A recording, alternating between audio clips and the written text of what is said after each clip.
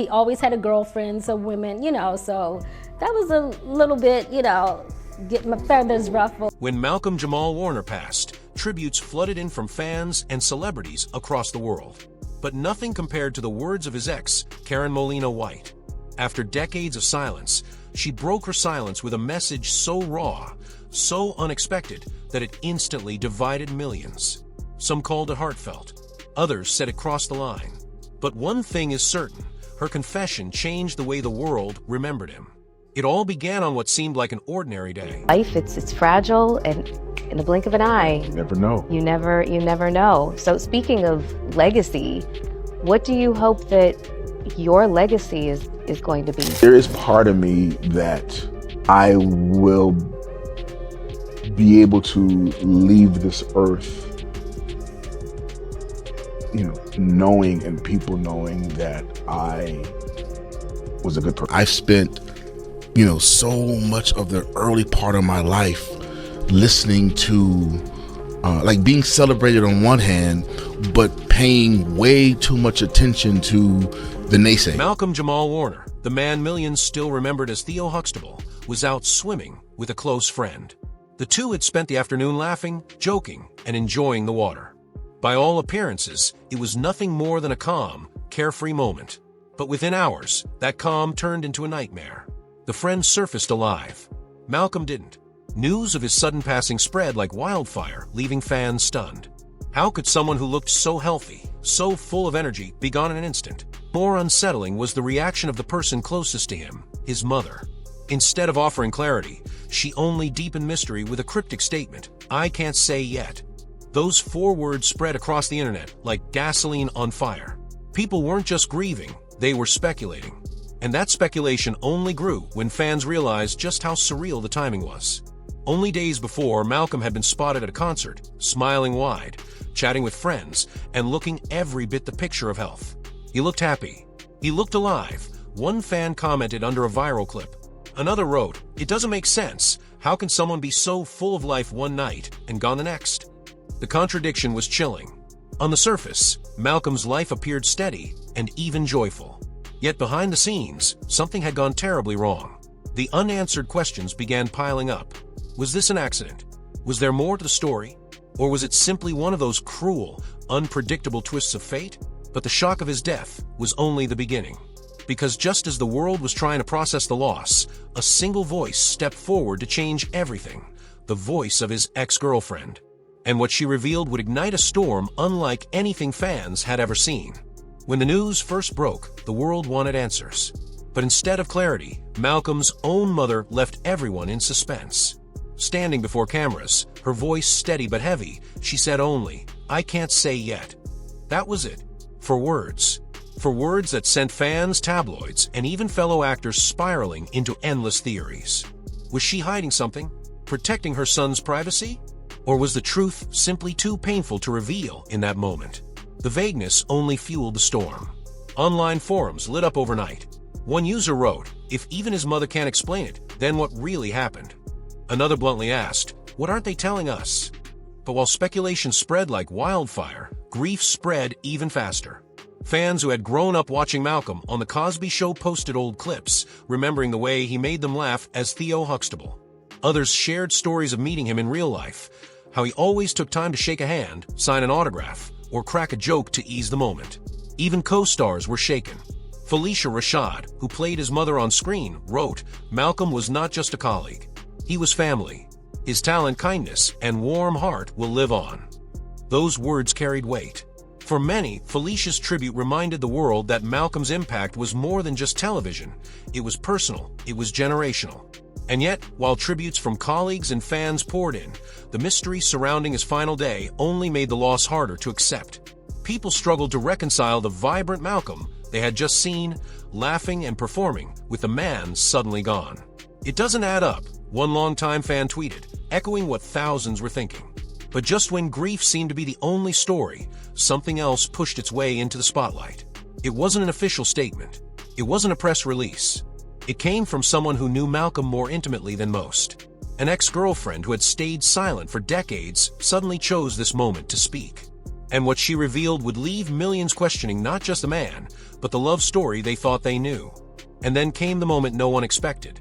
After decades of silence, Karen Molina White, Malcolm's ex from the 1990s, spoke out. At 60 years old, with a steady voice and unshakable gaze, she chose this moment to tell the world exactly what he had meant to her. She didn't hide behind vague platitudes. She didn't downplay their history. Instead, she spoke with startling honesty. Their bond, she said, was a karmic relationship. A fateful arrangement that taught them lessons about love, letting go, and even growing after heartbreak. For Karen, this wasn't about gossip or headlines. It wasn't about reigniting an old flame in the public eye. It was about saying what her heart needed to say before it was too late. In one simple but piercing statement, she told the world that the thread connecting her to Malcolm never truly broke, not even after their romance ended. The timing made it even more powerful. After all, she could have stayed silent. She could have left the tributes to fans and colleagues. But instead, she risked criticism by stepping into the conversation and declaring her truth. As she put it, sometimes the most important thing is to say what your heart needs to say, because we never know what tomorrow will bring. That single line hit like a lightning bolt. Within hours, the internet split in two. Some called it beautiful. Fans tweeted, "This is what love looks like, even after years apart." Others accused her of stealing the spotlight. One critic wrote bluntly, "Why speak now after decades of silence?" But regardless of which side you fell on, no one could deny it. Karen's words changed the tone of Malcolm's farewell. It was no longer just about a beloved actor's passing. It was now also about a love story, unfinished and unresolved, that had come back to life at the very end. And that revelation didn't just stir emotions. It sparked something bigger. A storm of tributes, debates, and memories that swept across the globe like wildfire. Within hours of Karen's heartfelt post, the world erupted. Social media didn't just react, it exploded. Hashtags like hashtag Malcolm-Jamal Warner and hashtag Theo Huxtable Forever shot to the top of trending lists worldwide. In just 24 hours, more than 500,000 posts flooded platforms, with fans sharing photos, rare clips, and personal memories. Old Cosby Show scenes resurfaced. Unseen behind-the-scenes videos were passed around. And suddenly, people who hadn't thought about Malcolm-Jamal Warner in years were reliving the joy he had once brought into their homes. Hollywood joined in too. Former castmates shared deeply personal stories, like the nights Malcolm would patiently sit for hours, helping fellow actors rehearse their lines, or the way he could cut through on-set tension with a perfectly timed joke. Phylicia Rashad, forever remembered as his on-screen mother, captured the mood with one line: Malcolm was not just a colleague. He was family. Younger stars weighed in as well. Donald Glover called him a lighthouse who guided the next generation through Hollywood's toughest stereotypes. Yahya Abdul-Mateen too echoed the sentiment, thanking Malcolm for being proof that breaking the mold was possible. But wasn't just Hollywood. The African-American community responded with an outpouring of love that felt different, deeper. In countless articles and tribute videos, Malcolm was celebrated as a symbol of progress. Back in the late 80s and early 90s, when television still leaned on damaging stereotypes, Malcolm had helped rewrite the narrative. Through Theo Huxtable, he gave audiences a new vision of a black family: intellectual, humane, relatable. A vision that mattered. A vision that lasted. Even international outlets revisited his journey, from the teenage Emmy nominee in 1986 to the Grammy winner in 2015, to the respected actor who left his mark on shows like Sons of Anarchy, The Resident, and American Crime Story. To the world, Malcolm's legacy was now unfolding in two powerful layers: the beloved sitcom son who became a cultural icon, and the artist who refused to let himself be defined by one role. And yet, as this tidal wave of remembrance surged forward, another conversation began bubbling underneath. Critics and fans alike started to ask, why is it that some artists are celebrated most loudly only after they're gone? Why had so many forgotten Malcolm in his later years, only to remember him now? That question, about memory, about legacy, about how the world treats its icons, would soon ignite a debate that went far beyond a single actor's passing.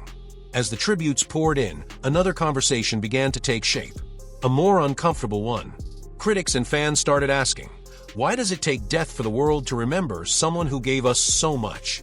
Malcolm's passing put a spotlight on a phenomenon often called the frozen legacy, when an artist's name gets cemented in memory only after they're gone, even if they were largely ignored in their later years. And for many, Malcolm was the perfect example. On one hand, he was forever Theo Huxtable, the teenager who helped reshape how black families were seen on television. That role alone made him iconic. But at the same time, people realized how little they had celebrated his later work, his Grammy-winning music, his acclaimed performances on Sons of Anarchy and American Crime Story, even his spoken-word poetry. For years, much of that had flown under the radar. Some argued this was proof of cultural amnesia, that we as audiences are quick to put artists in a box, praising their early roles, but forgetting the decades of work that followed. Others pushed back, saying Malcolm himself had chosen a quieter path, one that prioritized integrity over fame. He once said plainly, "I know my legacy is partly secured because of the Cosby Show, but I want to be remembered for what I did after that as well." The debate spilled everywhere, from Twitter threads to morning talk shows to late-night podcasts. Some stations even began quietly re-airing old Cosby Show episodes as tribute, careful not to promote too loudly because of the controversies around Bill Cosby. Meanwhile, longtime fan groups launched online campaigns urging streaming platforms to bring the show back, with messages like, "You can't erase an entire cultural work because of one man's mistakes." For weeks, it seemed like Malcolm's name was everywhere. But beneath the nostalgia was a bigger question. How do we decide which legacies deserve to live on? And at the center of that debate stood Malcolm himself, not just the sitcom star, but the artist who had fought to define his career on his own terms. For all the noise surrounding his passing, for the hashtags, the debates, and the headlines, those who truly knew Malcolm remembered something far more important, the kind of man he chose to be. From the beginning, he understood the weight of being Theo Huxtable. That role had opened doors, but also built walls. Malcolm could have chased sitcom fame forever, cashing in on nostalgia. But he didn't. Instead, he carved out a career on his own terms, careful, deliberate, and deeply personal. After The Cosby Show, he poured himself into music and poetry. His jazz and spoken-word albums weren't made for mass-market fame. They were made because they meant something to him. In 2015, when he won a Grammy for Best Traditional R&B Performance, it wasn't just an award. It was proof that his artistry stretched far beyond one iconic role. Colleagues often spoke about his quiet discipline. Directors remembered how he would turn down roles that didn't align with his principles, even if it meant waiting longer between projects. Castmates recalled how he carried himself with dignity, never letting the weight of his early fame twist into bitterness. As one co-star put it, Malcolm wasn't chasing the spotlight. He was chasing truth. That resilience wasn't loud, but it was steady. He wasn't just preserving his career, he was protecting his legacy. And in doing so, he became more than an actor, more than a musician, more than a cultural figure. He became an example of what it looks like to stay grounded in an industry built to pull you apart. Which brings us back to the words that sparked this global wave in the first place, Karen Molina White's final message. Her tribute wasn't just about nostalgia or even about grief, it was about the Malcolm she knew. A man whose love, kindness, and principles carried through every chapter of his life. And that's what makes his story so enduring. Not just the roles he played or the awards he won, but the way he lived, with conviction, resilience, and heart. As the tributes poured in and the hashtags trended, another uncomfortable truth began to surface, what some critics called the frozen legacy. It's the phenomenon where an artist is celebrated endlessly after death, yet quietly overlooked while still alive. And Malcolm-Jamal Warner, for all his talent and contributions, was no exception. In the years before his passing, his name wasn't always in the headlines. He worked steadily, yes, but much of the public seemed to forget just how much he had given to culture. Then, suddenly, with the news of his death, the world remembered. Clips resurfaced, fan pages reactivated, and streaming platforms quietly began re-airing The Cosby Show. Almost overnight, he went from barely mentioned to impossible to escape. But not without controversy. Some argued that re-airing the show was a form of tribute, a way to honor Malcolm and his castmates. Others saw it as reopening wounds tied to Bill Cosby's scandals. For Malcolm supporters, though, this was about more than one man's mistakes. It was about reclaiming the cultural impact of a series that changed television forever, and about honoring the actor who embodied so much more than just a character. Podcasts, talk shows, and blogs revisited his career, this time framing him not just as Theo Huxtable, but as a multidimensional artist who deserved far more recognition while he was still here. Fans launched campaigns demanding networks bring back reruns, arguing you can't erase an entire cultural work because of one person's sins. And in that moment, Malcolm's life became a mirror, forcing us to question how we treat our icons. Why do we wait until someone is gone to celebrate them? Why does death unlock the appreciation that life often withholds? For Malcolm, the frozen legacy was bittersweet. He was cherished as a cultural touchstone, yet also a victim of cultural amnesia. But the wave of love after his passing proved something undeniable. His story, his art, and his impact had never truly disappeared. They were simply waiting to be remembered. And now, because of Karen's heartfelt words and the collective voices that followed, Malcolm-Jamal Warner's legacy is no longer frozen. It's alive again, stitched into the fabric of memory where it always belonged. In the end, Malcolm-Jamal Warner's story isn't just about a beloved actor who grew up on television. It's about the complicated ways we love, remember, and carry the legacies of the people who shape us. Karen Molina White's final tribute wasn't just the confession of a woman in her 60s. It was a reminder that love doesn't always vanish with time or distance. Sometimes it lingers, quietly shaping us until one final moment brings it all rushing back. Her words reopen old chapters, spark new debates, and prove that the bonds we form in life can outlast even death. The public reaction showed just how deeply Malcolm mattered.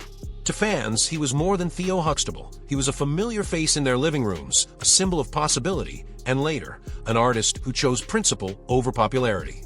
To his peers, he was family. And to the culture at large, he became a case study in how memory and legacy collide, sometimes too late, but never too little. What makes Malcolm's journey so powerful is not just the roles he played, but the life he insisted on living on his own terms. He didn't chase the easy path.